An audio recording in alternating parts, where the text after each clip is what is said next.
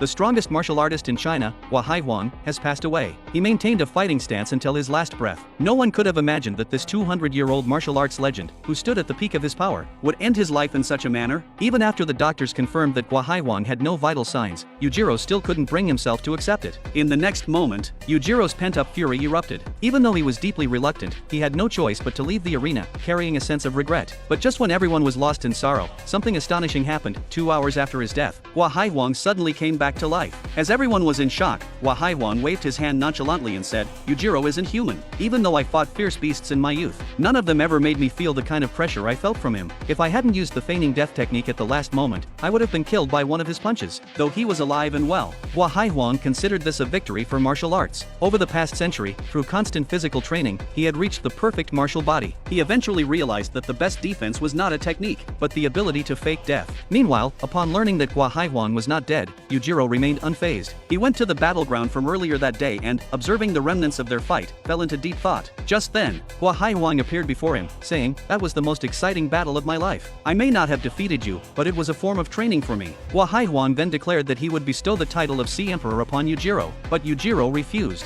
"My dream is to fight the strongest in the world. I don't care about titles, fame, or wealth." As Yujiro turned to leave, Hua Haihuang called out, "Let's settle this in 100 years."